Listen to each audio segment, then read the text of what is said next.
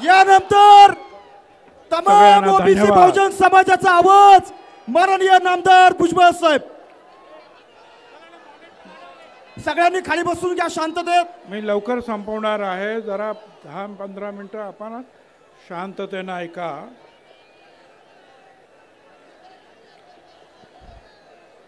सर्वप्रथम मी छत्रपती शिवराय, महात्मा ज्योतिराव फुले, शाहू महाराज, डॉक्टर बाबासाहेब आंबेडकर, अहिल्याबाई होळकर यांना वंदन करतो. या आपल्या ओबीसी एल्गार सभेसाठी या सभामंचावर असलेले आणि आतापर्यंत ज्यांची आपण तडफदार भाषणं ऐकली असे धनंजयराव मुंडे, प्रकाश शेंडगे, आमदार गोपीचंद पडळकर, आमदार मनोज कायंदे, पंकज समीर, लक्ष्मणराव गायकवाड, शबीर अन्सारी, प्राध्यापक लक्ष्मण हाके, माजी आमदार संजय दौंड, तोताराम कायंदे, राजारामजी पाटील, मनोहर धोंडे, सत्संग मुंडे, बापू भुजबळ, नवनाथ वाघमारे, ईश्वर बालबुते, पी.टी. चव्हाण, राजेंद्र महाडोळे, संभाजी झुंजार, सुदर्शन घेरडे, माझ्या इतर सर्व नेते, माझ्या बांधवांनो, भगिनी आणि मातांनो. खरं म्हणजे राज्यामध्ये अतिवृष्टी झालेली आहे, प्रचंड महापूर आले.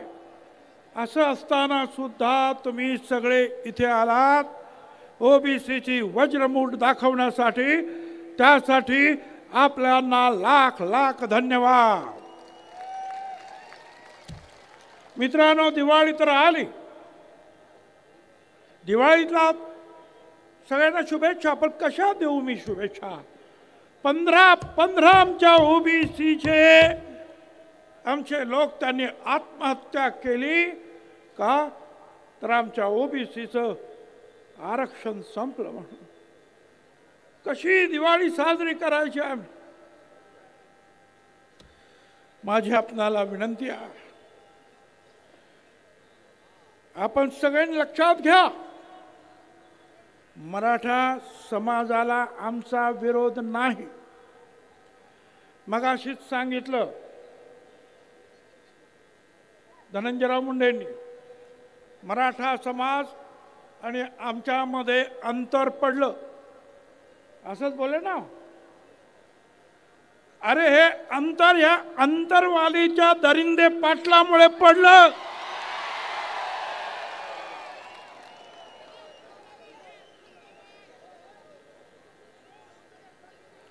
मराठा समाजाला वारंवार आम्ही वेगळ्या आरक्षणासाठी पाठिंबा दिला. मराठा समाजाचे 58 मोर्चे निघाले. गुजरातमध्ये निघाले पाटीदार पटेल, पुढे राजस्थानात गुर्जर, हरियाणामध्ये जाट मोर्चे निघाले की आम्हाला सुद्धा आरक्षण पाहिजे. आणि मग मोदी साहेबांनी EWS आणलं आणि सांगितलं की काही घटक जे आहे ते शिक्षणात कदाचित मागे आहेत, आर्थिक दृष्टीने मागे आहेत, पण सामाजिक दृष्टीने मागे नाहीत, म्हणून त्यांना रिझर्वेशनमध्ये जागा देता येत नाही. आणि म्हणून हा 10% EWS आणला. मगाशी ज्यांनी सांगितलं आमच्या सगळ्या एका EWS मध्ये 10 मध्ये 8 मराठा समाजाचे लोक निवडून आले होते. बघा, 100% मधले 10%तले 8% एकच समाज. तरी सुद्धा म्हणाले आम्हाला मराठा समाजाला आरक्षण पाहिजे. आम्ही म्हटलं मग द्या. आता 10% आरक्षण दिलं मराठा समाजाला. आता म्हणतात मला ओबीसीचंच पाहिजे. आणि कोण म्हणतंय? ज्याचा काही अभ्यास नाही, ज्याला आरक्षण कशा, अरे आरक्षण सामाजिक दृष्ट्या जे मागास आहे त्यांच्यासाठी आरक्षण आहे. आरक्षण गरिबी हटावचा कार्यक्रम नाही. आणि माझ्या सगळ्या तमाम बांधवांना महाराष्ट्रातील मी आपल्या सगळ्यांना सांगू इच्छितो, हिशोब करा. 54% ओबीसी, 374 जाती, 54%. 13% दलित बांधव, 7% आदिवासी, 74% झाले. 3% ब्राह्मण, 77% झाले. त्याच्यानंतर मुस्लिम, आणि मग जे शिल्लक राहतात ते किती ते मोजा, ते मराठा समाज. पण काय 60% आम्ही, 50% आम्ही, 5 कोटी मुंबईत आणणार. अरे 5 कोटी आणले की 10-15 हजार माणसं आणली आणि सरकारने जरा नरमाईनं घेतलं म्हणून तुमची दादागिरी झाली. जर पोलिसांना सांगितलं असतं ना, यांना जरा बरोबर कामाला लावा, तर 1 रात्र थांबायला पाहिजे होतं. 1 रात्र. सगळा रस्ता तर पोलिसांनी मुंबईच्या साफ करून टाकला होता. आणि हे कोण होते हो? मराठा समाजाचे लोक नाहीत, मराठा समाजाला विरोध नाहीत. हे फक्त त्याचे दारूवाले, वाळू चोर यांनी आणलेले लोक, या दरिंदे पाटलाने आणलेले त्याचे ते लोक काय हैदोस घातला. आणि मग आपल्याला कल्पना आहे की घाईघाईने ते देण्यात आलं. अनेकांनी जे आहे स्वर्गीय मुंडे साहेबांचं नाव घेतलं. मुंडे साहेब तर आम्हाला भावाप्रमाणे होते. जनगणनेची मागणी समीर भुजबळ आणि मुंडे साहेब या दोघांनी अख्ख्या पार्लमेंटमध्ये दणाणून सोडली होती. पण काँग्रेस पक्षाच्या प्रणब मुखर्जीने येऊन सांगितलं, 100 खासदार उभे राहिले. प्रणब मुखर्जीने सांगितलं आम्ही देतो. सगळे शांत बसले. समता परिषद सुप्रीम कोर्टात गेली होती. आम्ही केस मागे घेतली, पण आमचा घात झाला. कारण जनगणना जी दशवार्षिक होते, जनगणना आयुक्त, कमिशनर, सेन्सस कमिशनर, ती खरी असते. खोटं सांगितलं तर तुरुंगाची सजा आहे.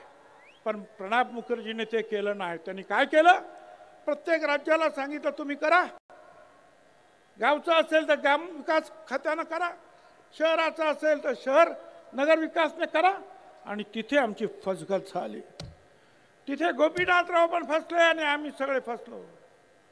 पण आता परत एकदा मोदी साहेबांनी सांगितलं की आम्ही जातगणना करणार. मोदी साहेब, आमची तुम्हाला हात जोडून विनंती आहे, दशवार्षिक जनगणनेबरोबरच जातगणना झालीच पाहिजे. अरे गोपीनाथरावांनी सुद्धा सांगितलं, अरे आमच्या तुम्ही बकरे, मेंढ्या, शेळ्या त्याची सुद्धा जनगणना करता, आमची सुद्धा जातगणना करा. ते आता करा. आणि हे आम्ही जे सांगायला इथे काही आलो तर एक काळतोंडे नावाचा कोणतरी, तो काळतोंडे म्हणतो छगन भुजबळ कसा येतो इकडंच ते बघतो. अरे काय तू बघतो,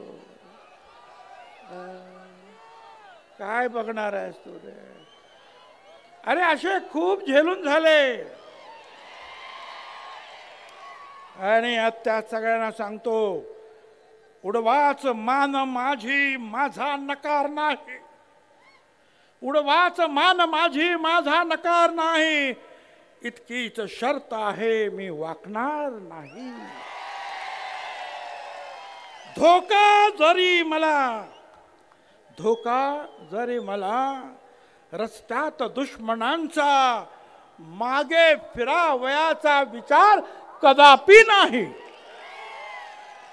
तू काय रे काळ तोंड्या मला थांबवतो? झालं.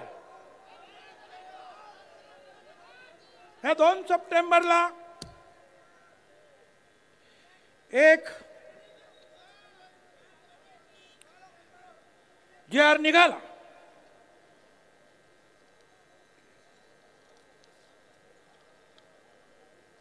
जी.आर. निघाला, आम्ही कोर्टात गेलो. सोनार समाज, नाभिक समाज, कुणबी सेना, माळी महासंघ, समता परिषद, मोठे आमचे वकील उभे आहेत. माझी खात्री आहे आम्हाला न्याय मिळाल्याशिवाय राहणार नाही. पण आम्ही दुहेरी लढाई लढणार आहोत. एक तर न्यायदेवतेकडे, आणि दुसरा जो आहे रस्ता तर आमच्याच बापाचा आहे, लक्षात ठेवा. काय तुम्ही सांगता? मला सांगता तुम्ही येऊ नका. आणि मगाशी सांगितलं, मला वाटतं हक्याने सांगितलं, तो विखे कसा काय आला? विखे आला आणि सगळ्या महाराष्ट्रामध्ये विखार पसरवून गेला. बरं गेला तर गेला. ते जे काही तुमचं हे आहे ना, जी.आर. काढला, हा माझ्याकडे बघायचं तर बघून घ्या. हा हे प्रमाणपत्र आहे जातीचं.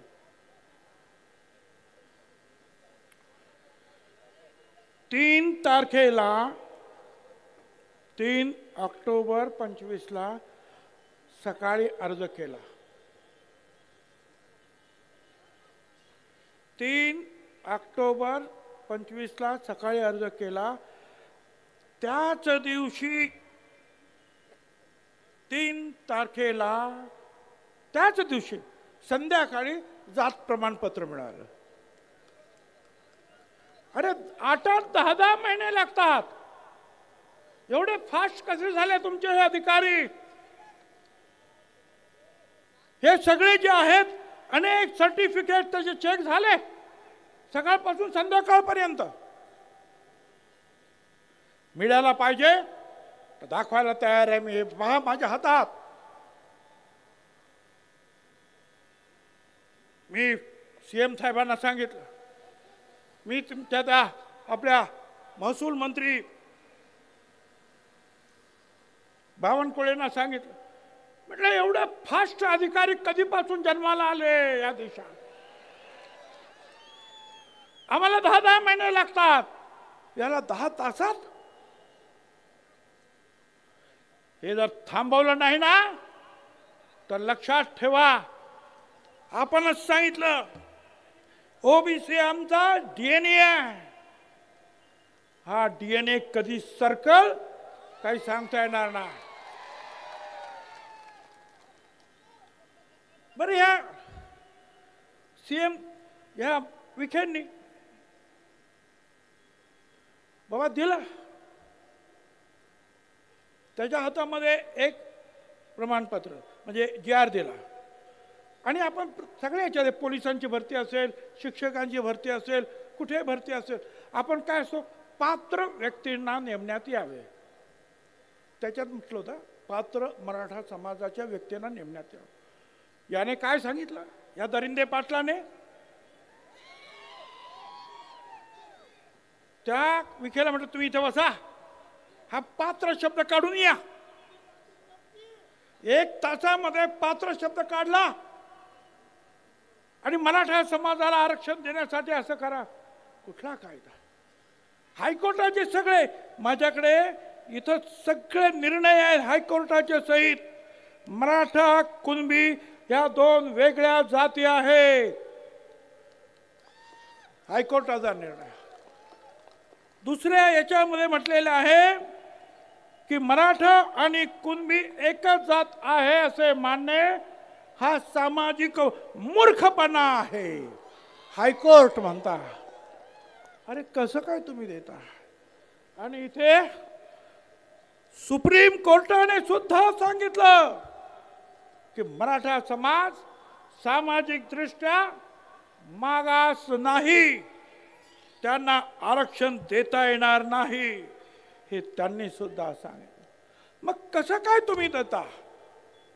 आणि त्यावेळेला सीएम कुठे होते? सीएम नागपूरला. इथे यांनी निर्णय घेऊन टाकला, पात्र पण शब्द काढून टाकला. सीएमना मला सांगायचं आहे, सावधान. ही जी मंडळी आहेत ना, ही तुमच्या वाईटावर आलेली आहे, तुम्हाला अडचणी निर्माण करणार आहेत. त्यांचं टार्गेट ओबीसी नाहीये, त्यांचं टार्गेट देवेंद्र फडणवीस आहे, लक्षात ठेवा. या सगळ्या बीजेपीच्या सगळ्या नेत्यांना सांगतोय, आज तुम्हाला ओबीसीच्या ताकदीवर 125 135 आमदार मिळाले.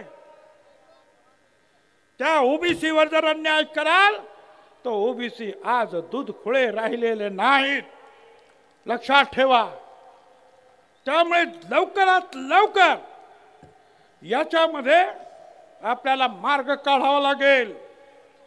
काही लोकांनी तर एक पत्र पाठवलेत लोकांना, मी कुणबी आहे, ज्यांना कोणाला सर्टिफिकेट पाहिजे असेल त्यांना मी देऊन टाकतो की हा कुणबी आहे म्हणून. बघा फिरतंय सगळीकडे.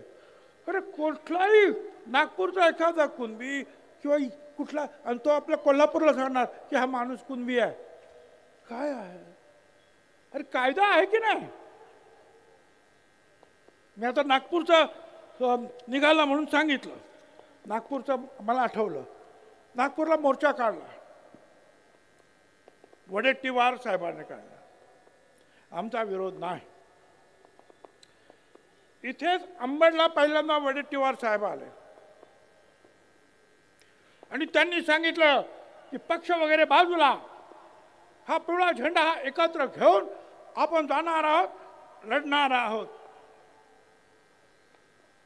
परत आमची दुसरी रॅली झाली हिंगोलीला, त्यांना बोलवलं. काय माहिती प्रेशर आले, येतो म्हणून सांगितलं, आलेच नाही. नगरला बोलवलं, अरे या, आलेच नाही. पंढरपूरला रॅली, अरे या, आलंच नाही. अनेक रॅलीज झाल्या, बीडला झाले, अरे या, नाही आले. कुठला प्रेशर तुमच्यावर होतं? तुम्ही सांगितलं होतं ना की आम्ही ओबीसीला तुमच्या बरोबर राहणार, मग का नाही राह?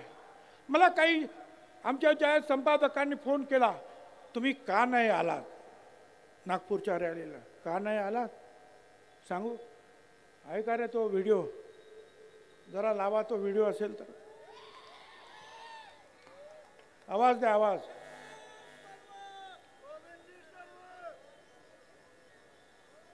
अरे आवाज आहे का नाही त्याला? मला ओबीसी. जय शिवराय भावन. तर काँग्रेसचे आपले वडेट्टीवार काका कसे डबल ढोलकी ते बघायचंय का? बघायचंय? गाण्या लाव रे तो व्हिडिओ.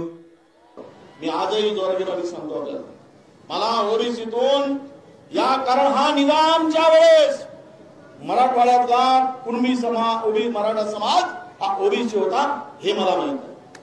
हे मला माहित आहे. पण 2 महिन्यापूर्वी जो मिटिंग घेतली, 2 महिन्यापूर्वी, 3 महिन्या 4 महिन्याच्या पूर्वी मुख्यमंत्र्यांच्या उपस्थितीमध्ये जी बैठक झाली आणि त्या बैठकीमधला मसुदा काय ठरला, प्युअर काय ठरला, टर्म ऑफ रेफरन्स काय ठरला, की ज्या वेळेस तुमची मागणी आली की कुणबी म्हणून ओबीसीना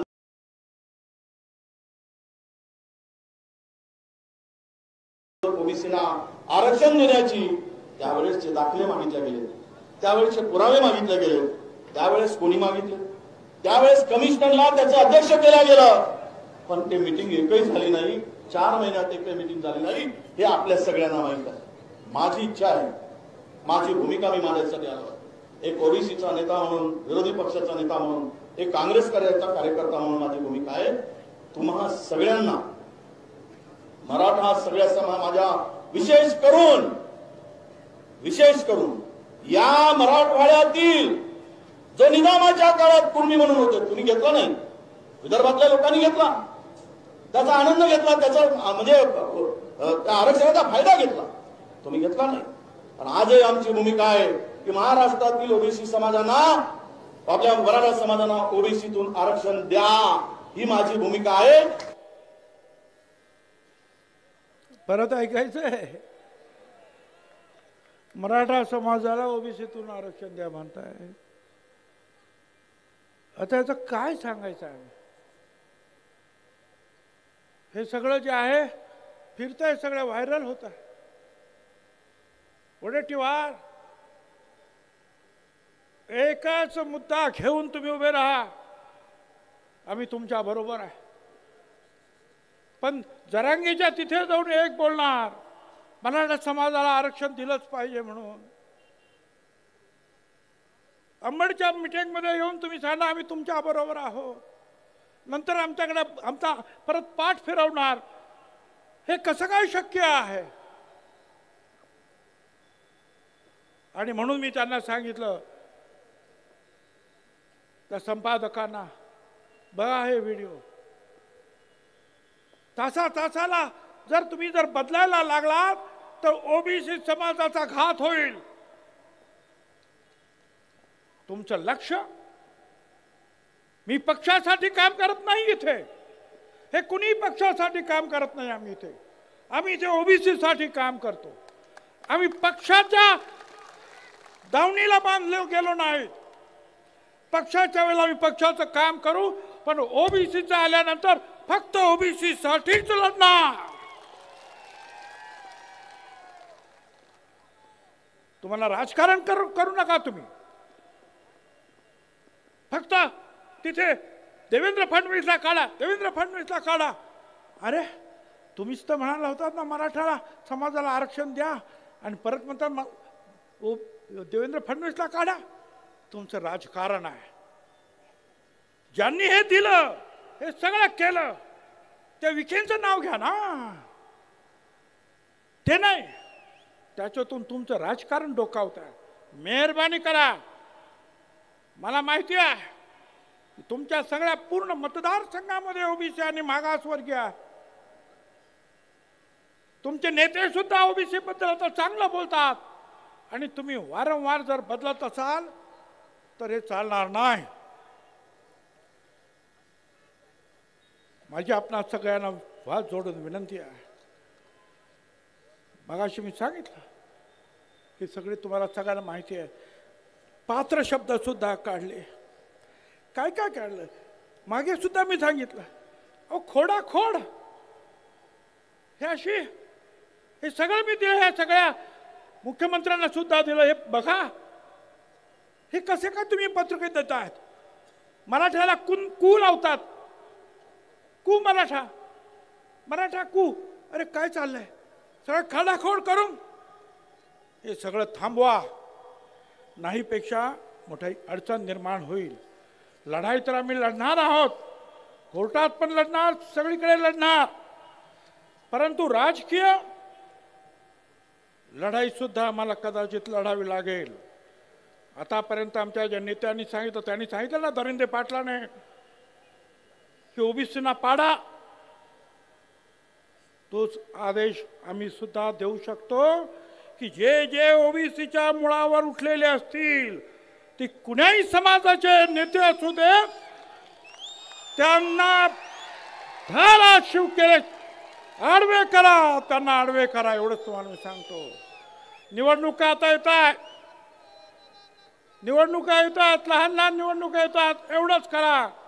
धनगर उभा राहिला तर माळी नको, माळी उभा राहिला तर तिथे वंजाळे नको.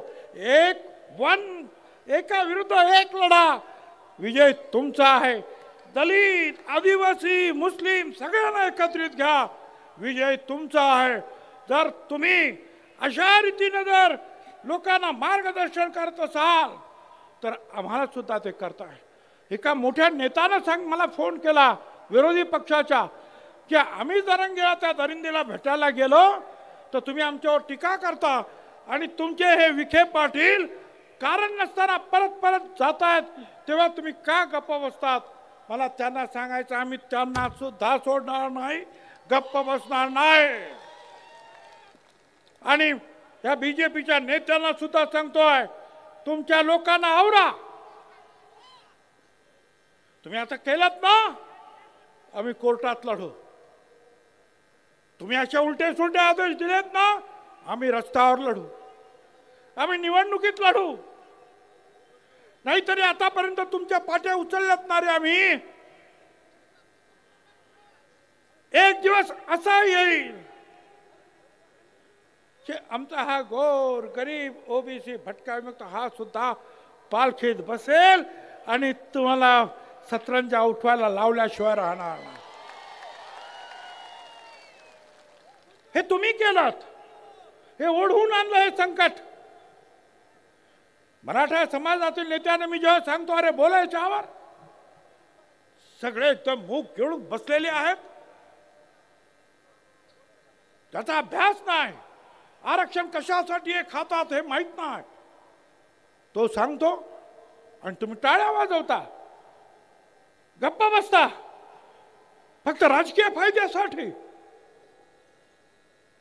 तुमचा राजकीय फायदा जर त्याच्यात असेल तर राजकीय नुकसान कसं करायचं हे सुद्धा मला माहिती आहे. हे तुम्ही लक्षात ठेवा. आतापर्यंत खूप आम्ही सहन केलं,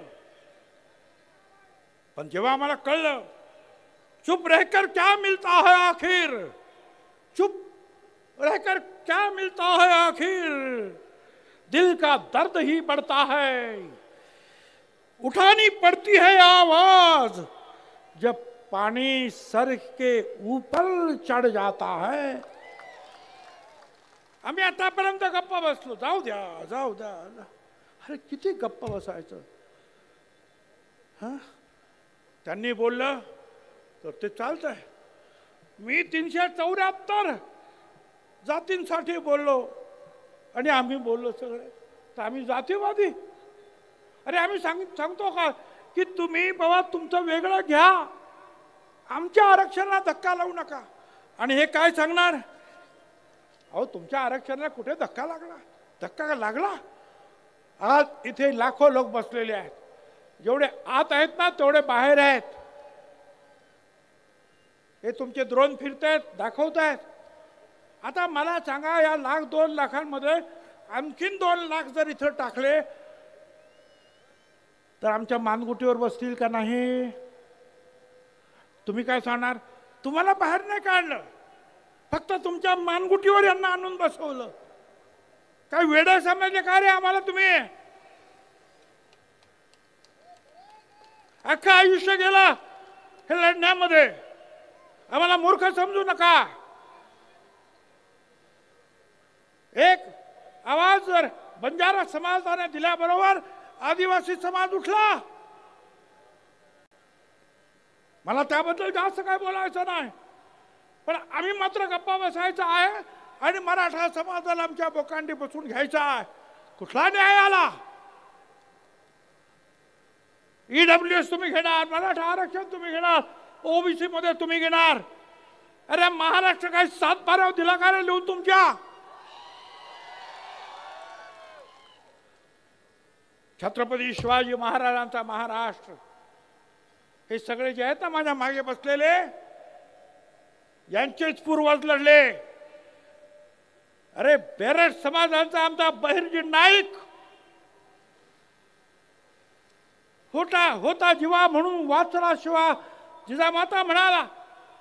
तो आमचा नाभिक समाज जेव्हा महालेचा शिवा काशीचा ब्राह्मण समाज सुद्धा लढला. बाजी प्रभू देशपांडे, रायबा महार लढला, मुस्लिम सरदार लढले. आणि आज तुम्ही शिवाजी महाराजांचं नाव घेऊन, मगाशी सांगितलं आमच्या राजाराम पाटलांनी, हा आगरी कोळी समाज महाराजांनी पहिला आरमार निर्माण केलं या देशात आणि सागरी सरहद्द त्याचं रक्षण केलं. ते सगळे आज परांगंदा होणार आणि ते पण तुम्ही शिवाजी महाराजांचं नाव घेणार आणि आमच्या लोकांना मारणार, डोकी फोडणार. पोलिसांना माझं सांगणं आहे, प्रत्येक वेळेला मला फोन करावा लागतो. अरे आमच्या लोकांचं डोकं फोडलं, काहीतरी करा, केस घ्या. आणि मग SP म्हणता बरं बरं बघतो मी.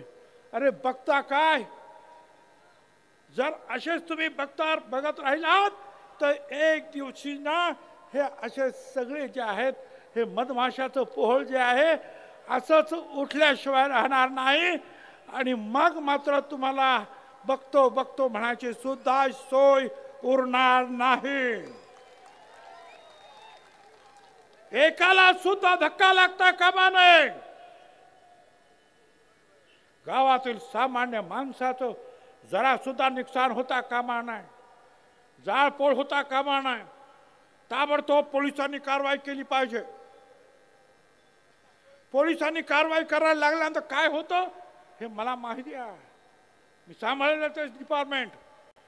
पण बघून सुद्धा जर न बघितल्यासारखं जर केलं तर मी तुम्हाला सांगतो शेकडो हजारोच्या संख्येनं ना त्या पोलीस स्टेशनला त्या SP च्या ऑफिसला जा. बसा तिथं म्हणा मारा मला काय मारायचं. पण हा बाबासाहेब आंबेडकरांनी जे संविधान लिहिलं तो न्याय मिळाल्याशिवाय आम्ही राहणार नाही. मी तुम्हाला त्यांना एकच सांगतो या सगळ्यांना कुछ देर की खामोशी है. या सगळ्यांना सांगतोय मी. त्या दरिंदेला पण सांगतो आणि बाकीच्यांना पण सांगतो. कुछ देर की खामोशी है फिर शोर आएगा. तुम्हारा सिर्फ वक्त आया है.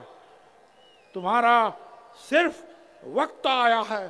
हमारा दौर था और वो दौर फिर से आएगा. ध्यान में रखो ये हमारा दौर था. स्वराज्यापासून आम्हीच लढलो आणि आता सुद्धा ह्या गोर गरिबांच्या मागासवर्गीयांच्या हक्कासाठी आज एक वज्रमूठ इथे वळली गेलेली आहे. आमचा धनंजय त्या दिवशी म्हणाला त्या काय नाव तटकरेना मला काहीतरी काम द्या. मला कोणीतरी सांगितलं धनंजय असं म्हणाला. मी धनंजयला म्हणालो अरे बाकीचं तर काम मी तुला देऊ शकत नाही पण हे गोर गरीब लाखो लोक आशेनं बघतायत. गोपीनाथराव मुंड्यांचे तुम्ही वारसदार. हे काम तुम्ही घ्या. हे काम मोठं आहे रे. या खुर्च्या ज्या आहेत ना मंत्रीपदाच्या आमदारकीच्या वळवावरचं पाणी आहे. पण गोपीनाथराव मुंडेंसारखा सगळ्यांच्या हृदयात तुम्ही सुद्धा जाऊन बसू शकता.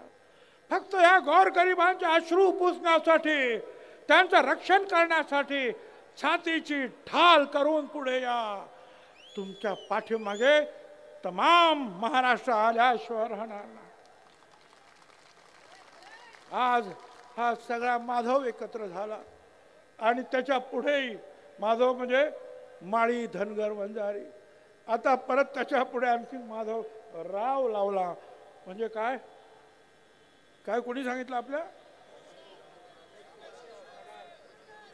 धनंजय मुंडे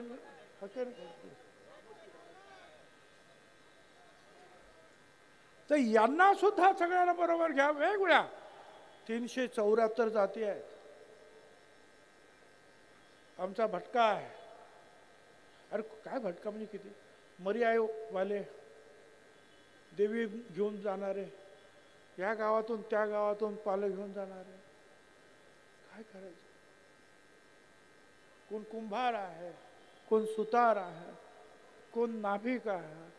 आणि तुम्ही सांगणार यांच्यावर बहिष्कार टाका.